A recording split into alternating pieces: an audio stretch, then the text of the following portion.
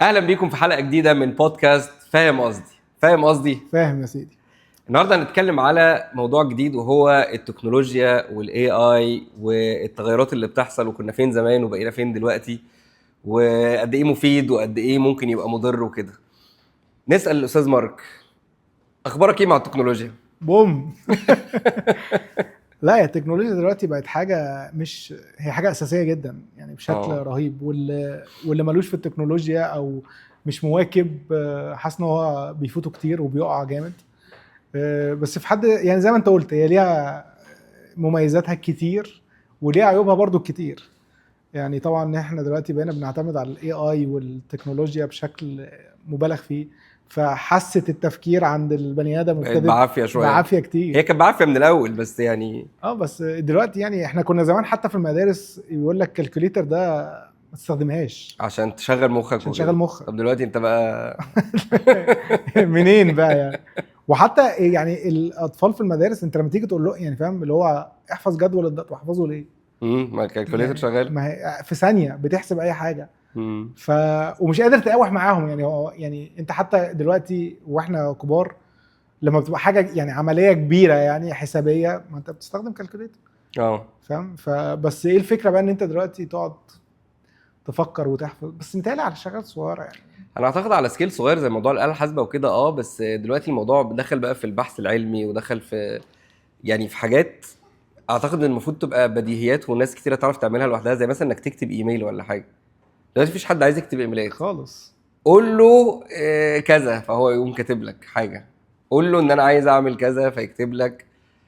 ف والموضوع بيوصل ان انا يعني انا الكو بايلوت بتاعي بيبعت لك ايميل، وانت الكو بايلوت بتاعك بيرد على الايميل، وانا وانت ما عندناش خلفيه عن وانا الموضوع. وانت في الساحل اصلا. بالظبط، مش موجودين. انا ببعت لك الكوبايلوت بتاعي بيبعت لك، والكوبايلوت بتاعك بيبعت لي، ويقعدوا يكلموا بعض وخلص الموضوع. وخلص الموضوع. لا الموضوع بقى مرعب شويه. وبعدين حاسس انه يعني من كتر الاعتماد عليه فانت خلاص، يعني رقم واحد مخك ما بيشتغلش، رقم اتنين حتى يعني لو سيبنا الاي اي على جنب، التكنولوجيا عموما وكده الحاجات آه، اللي بتسهل على الواحد الحياه وكده، فبقى في كسل رهيب، بقى في حاجه بتعمل كل حاجه. هل ده بقى مطلوب؟ يعني هل هو الهدف ان احنا نريح البني ادمين؟ وهل الشقه مطلوب؟ يعني هل فكره ان انت مش تبقى يعني كسلان بس، مخصص جهدك في اتجاهات تانية اللي انا مش عارف هي ايه، لو احنا التكنولوجيا او الاي اي واخد كل الاتجاهات، فهل هو الهدف ان انت عايز اريح البني ادم؟ انا حاسس ان الهدف او جزء كبير من الهدف ان هو يعني ان احنا نكسب فلوس، نعمل برودكتس ونبيعها ونكسب فلوس. هل هي مفيده فعلا؟ مش بالضروره. يعني في حاسس ان في حاجات بتفطس الواحد خالص، كل حاجه بالريموت وكل حاجه بالاب وسمارت هوم يعني انت حرفيا مش محتاج تتحرك من مكانك. انت امم قاعد في البيت بتتفرج ليزي بوي، دوس على زرار، دوس على زرار عشان يفرد لك رجلك. حتى زمان كان في بتاع ميكانيكال بتعملها، دلوقتي لا. ايوه. هتدوس على زرار عشان تشغل التكييف، خلصت كل حاجه وهتنام. اليكسا اطفي النور، اليكسا علقي على الشاي. مفيش حاجه. مفيش اي حاجه ممكن انت تعملها. بتعمل ايه طيب يعني؟ اي حاجه بقى ليها حاجه. اه حتى انت دلوقتي عشان تغسل سنانك بقى في فرشه، تحط البتاعه ودوس على الزرار وهي تغسل لك سنانك. على ما انت هتعمل ايه يعني تاني؟ هتقعد تسكرول في السوشيال ميديا. بالظبط. بس البتاعه دي خطيره، يعني نفسي اجربها. تحس انها جامده كده، تحط طقم اسنان كده هي يعني هو الانسان بيحب الراحه في العموم. يعني الانسان المعاصر كان زمان الانسان طول عمره شقيان، بيصحى الصبح يجري ورا الفريسه يصطادها عشان ياكل ويشوي يعني. دلوقتي مفيش الكلام ده. خالص. فطبعا يعني في عصر التكنولوجيا ان انت يبقى معاك موبايل او سمارت فون، يعني ده اقل حاجه يعني لازم تبقى معاك. ما بقاش مش اوبشن بير يعني. مينيمم. زمان فكره ان انت معاك موبايل او معكش موبايل ده نوع من انواع الرفاهيه او الفلوس الزياده او بتاع، انما دلوقتي في حاجات كتير لازم تشتغل بالموبايل، وحاجات كتير ما بتشتغلش غير بالموبايل. يعني كيو ار كودز مش عارف ايه، فاهم؟ الحاجات دي كلها انت لو واقف في الساحل وواحد بعت لك كيو ار كود وانت معاك سمارت فون، هتخش ازاي يا اخي؟ تخيل معاك كيو ار كود ومش عارف تخش. يعني اعتقد هتبقى صعبه شويه، فاهم ان انت تطبعه على ورقه وتخش على الراجل على بالظبط الباب مش مثلا. هيدخلك. الطيران، البنوك. طيران، تطلب عربيه، تحجز عربيه، البنوك، انستا باي، مش عارف ايه يعني. اللوكيشن معلش، هو كان زمان الناس كانت بتعمل ايه لو انت سايق وعايز تروح حته؟ جي بي اس. لا يعني قبل الجي بي اس أنا كنت مش- بتعمل ايه؟ بتسال. كنت تسال واعتقد بتسال مره يعني حد آه. يوصلك لغايه النقطه ما الثانيه. هو كان دايما بيقول لك خش يمين في شمال في ثالث شمال واسال هناك. فاهم؟ هتلاقي حد يدلك. بدايه اول مشوار بتمشي بالتكنيك ده. فدلوقتي فعلا ما فيش، والناس نسيت الطرق يعني ايوه هو في تطور في الطرق في مصر عامه يعني، والكباري والحاجات بتتغير، بس في نفس الوقت برضه انت عشان الاعتماديه الكبيره على الجي بي اس. بتنسى اصلا تمشي ازاي. انا اصلا مشوار الشغل يعني بروح كل يوم بشغل الجي بي اس وانا رايح وانا جاي، وأنا- وبتحجج دايما بان هو اصله بيقول لي الزحمه فين، انا نفس الموضوع. عشان لو حد قال لي يعني انت مش عارف الطريق. لا بس هي الفكره برضو ان انت بيقول لك انت فاضل لك كام دقيقه وتوصل، دي برضو في حد ذاتها بتظبط يومك يعني، فاهم؟ ايوه اللي هو انت لو حد كلمك لا انا فاضل لي 17 دقيقه وابقى عندك فاضل لي 12 دقيقه، فاهم؟ او تكذب فيها بقى، فاهم؟ اللي هو انت شايف 17 انا خلاص داخل عليك فاضل لي 3 بس دقايق. الموضوع بالدقيقه فاضل لي 17، ما انا مش رايح اعمل عمليه قلب مفتوح برضه، فاهم يعني؟ انا بقول ده وانا بعمله، بس الاعتماديه الزياده على التكنولوجيا وكده مش حاجه ظريفه يعني. السوشيال ميديا طبعا ده قصه تانية خالص يعني، فكره ان انت اي ثانيه عندك في اليوم فاضيه بتسكرول وبتاع، ولو انت واحد من دول نتمنى ان انت تكون بتفتح فيديوهاتنا وتتفرج عليها. ما ضيعش وقتك بقى في اي حاجه تانية. لدرجه ان بقى في حاجه اسمها الدوم سكرولينج، انت عمال بتسكرول بلا هدف، يعني عمال بتسكرول وبعدين تطلع من الاب ده تروح ده وتقعد تسكرول. في ناس بتقعد لغايه الساعه 2 3 4 الصبح. يعني انا منهم برضو بس مش هنقول. في حاجه اسمها تك نك دلوقتي، عشان الناس طول الوقت باصه في تليفوناتها كده، مشاكلك في الفقرات فده بقى اسمها كده. لا والالجوريزم طبعا، الالجوريزم ده قصه تانية. قصه وحكايه. فكره ان انت فتحت فيديو عن الجزم مره واحده السوشيال فيد بتاعك كله جزم، فاهم؟ والاخطر من كده ان انت حتى من غير ما تفتح فيديو ولا حاجه، انا قاعد بتكلم معاك دلوقتي بقول لك انا بفكر اغير موبايلي، بس say no more، خلصت. الفيد كله هيقلب اعلانات تليفونات، عروض، مش عارف كذا كذا، وهيجيب لك حاجات على مقاس. يعني لو انت بتستخدم ايفون اكتر او اندرويد اكتر هيجيب لك حاجات في السكه دي. يعني الالجوريزم، يعني انت لو انت مش متابعنا والالجوريزم وصلك للفيديو ده فانت اكيد كنت بدور على جزم. لا يعني الفكره ان انت، ما هو في ناس اكيد بتشوفنا دلوقتي ولا شافت البتاع ده، بس ممكن تكون قالت انا عندي شويه وقت فاضي عايزه اتفرج على حاجه. حلو، تعالى. في اتنين بيقولوا اي كلام هنا. وبعدين في ناس، انا بحس ان في ناس موضوع انه المايك مفتوح، لا برايفسي، لا بيسمعونا ما بيسمعوناش. الكاميرا، يعني موضوع الكاميرا مقلق شويه، بس انا بحس موضوع ان هو بقى التليفون بيسمع انت بتقول ايه او لا، يعني انا في اوقات بحسه مفيد، زي موضوع ان انت بتدور على حاجه تشتريها وفعلا مش عارف تروح فين، يعني مش عارف تبدا منين. طب الحاجات دي تقول له بصوت عالي. في ناس بتعمل كده بجد، انا بدور على جزمه. ما شربش عندك برتقان ابني وحيد. هيطلع لك حاجات احسن ما انت تدور بنفسك. انا بعملها في دي، اللي هو انا بعمل سيرش على حاجه مثلا معينه جزمه فعلا، ويطلع لي مثلا اول محل او اول براند وبتاع، فانا كل اللي انت كاعلان انت بس تدوس عليه مره بس، وما تدورش بقى على اي، هتلاقي كل حاجه في الكوكب نازله لغايه ما هيقعد وراك لغايه ما تقول له والله العظيم اشتريت جزمه خلاص. ما هي دي بقى الفكره، امتى بقى بيقف ما بيقفش؟ لا لازم تقول له. بتقول لي مين برضو التليفون؟ لا خلاص يا ابراهيم. جبنا الجزمه. لا ممكن تقفل، يعني عارف انت في اكس كده جنب الاعلانات ممكن تقفلها، هيسالك انت ليه. صح. في واحد من الاوبشنز دول يا عم انا اشتريت خلاص، يعني احيانا ما ببقاش اشتريت بس عايز انزل من على وداني. ايوه. اتمنى ما يكونوش سمعونا دلوقتي فيغيروا التكنيك ويجيب لك جزم تاني. وما تدوس على الاكس بتاعت الفيديو بتاعنا علشان برضو يجي لك. انت ليه قلت لهم يا اخي؟ الفكره بقى ان انت وانت قاعد مع الناس، يعني انا مثلا قاعد معاك، انا مطلع تليفوني بكلم ناس تانية، وانت مطلع تليفونك بتكلم ناس تانية، لما نروح نقعد مع الناس التانية دي بنطلع تليفوناتنا ونكلم ناس تالتة. فاهم؟ فامتى هنقعد نتكلم مع البني ادمين اللي موجودين معاك؟ دي بقى فكره. وكان في مثلا كذا بوست وشفت كذا بتاع، كانوا مثلا جايبين عيله ملمومه على رايحين يقضوا عشاء ولا مش عارف ايه مع جدتهم، والافراد العيله كلها والست، فاهم؟ قاعده كل واحد ماسك تليفونه باصص فيه، وهي قاعده يا عيني ايه لوحدها كده. بيقول لك كاتبين ايه، كانت وحشاهم قوي. انت قاعد بجسمك اعتقد الحل ان احنا نجيب لها تليفون. تعمل ايه بيه؟ انت قاعد فعلا مع الناس بس انت مش قاعد معاهم، يعني فاهم؟ ايوه هو ده تقعد تكلم ناس تانية، ده بقى الحل. بس يعني انا اعتقد ان مثلا حاجه زي الحمام، انا مش فاكر امتى اخر مره دخلت من غير موبايل. لازم صح. انا وقت ببقى ولازم يبقى مشحون. انا وقت ببقى مزنوق جدا بس التليفون مش مشحون، بستنى شويه. عارف اللي هو اهدى كده يجيب بس 17% ولا حاجه خش. لا يعني وصلنا لمرحله ادكشن مش قليله، واعتقد هم بيحاولوا، بس طبعا يعني عارف انت هو اصلا اللي بيعمل المشكله هو اللي بيقول لك ان انا بحاول احلها.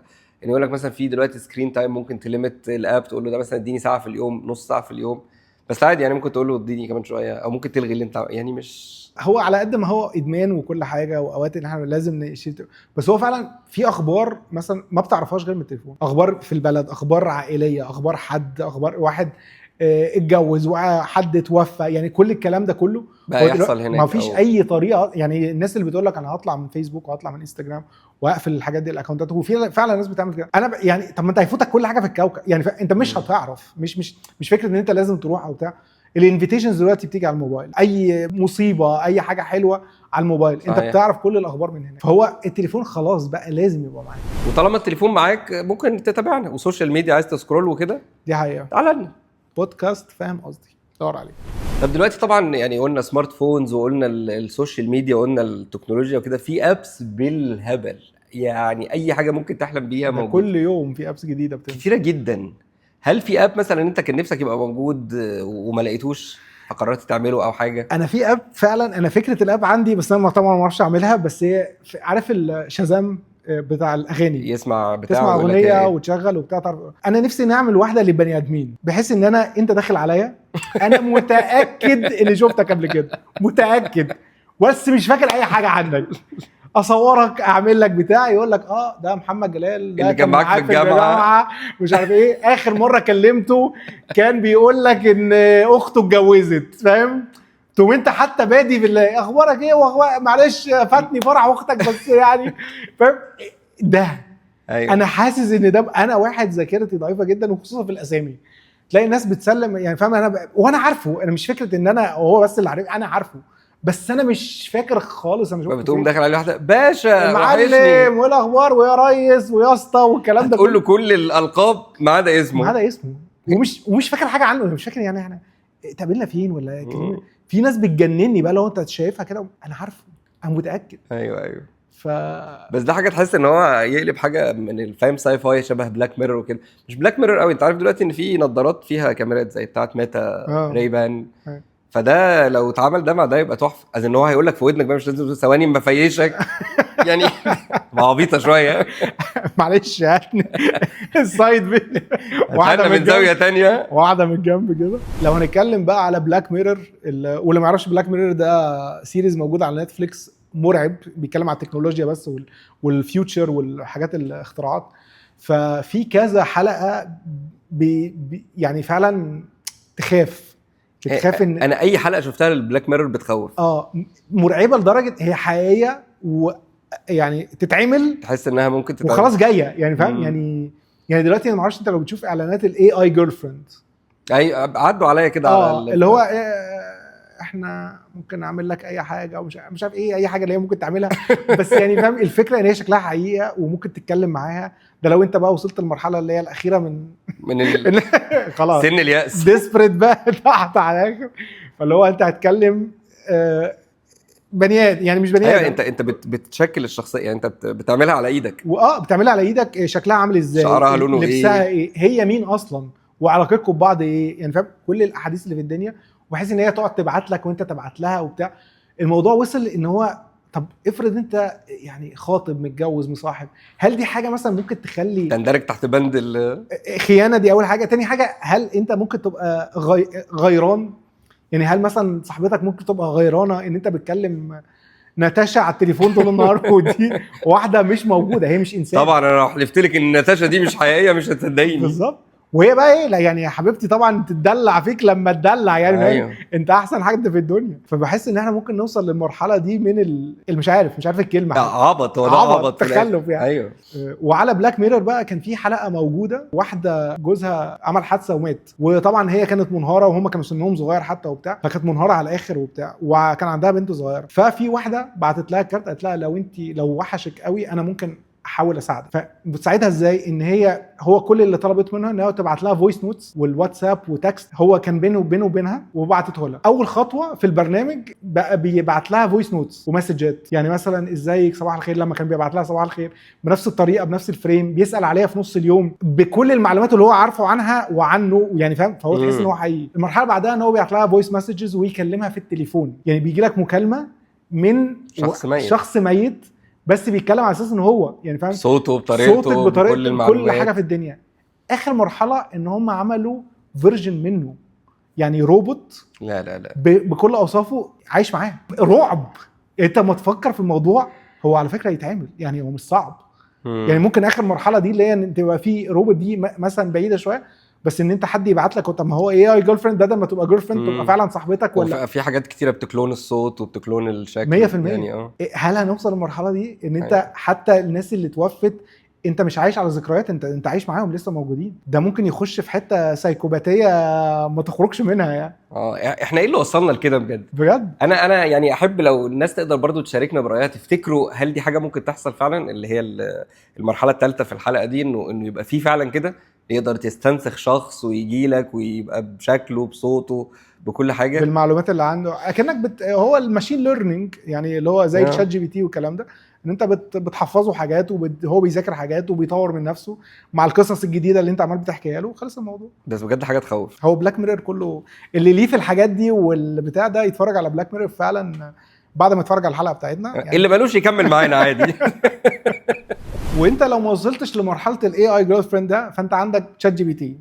شات جي بي تي ده اللي ما جربوش هو لازم يجربه، مثالي قليلين لسه ما جربوش. هو زي جوجل، بتسال اي حاجه بس بيبقى على طول اجابات سريعه وانتراكتيف جدا. ايا كان الشخص اللي بيرد عليك ده، انت ممكن تسميه اسم، ممكن تخليه ليه جندر معين، يعني راجل او ست، اسمها ايه، بتكلمك بطريقه عامله ازاي. وهم يعني فكره بقى ان انت لما تسال سؤال طبعا دايما اللي هو سؤال ممتاز.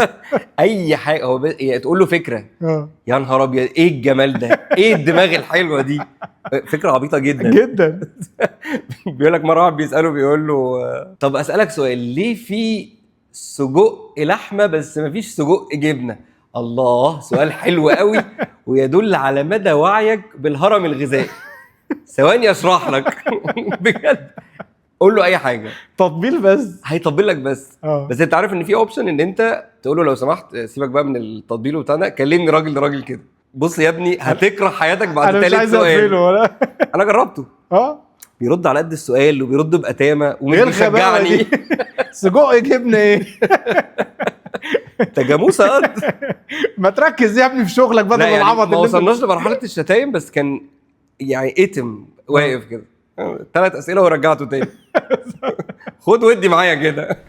طيب بما ان احنا اتكلمنا على التكنولوجيا ووصلنا لغايه بلاك ميرور وان هو استنسخوا شخص ميت وعملوا معرفش ايه، ما تيجي نرجع شويه لورا، شويه كتير، لما قبل التطور الرهيب اللي حصل ده. يعني انا ما اعرفش تجربتك ايه في عالم الانترنت اول ما قالوا يا انترنت او يعني ايام زمان، ايام احنا من جيل ما قبل الانترنت، احنا كنا عايشين قبل ما يبقى فيه انترنت.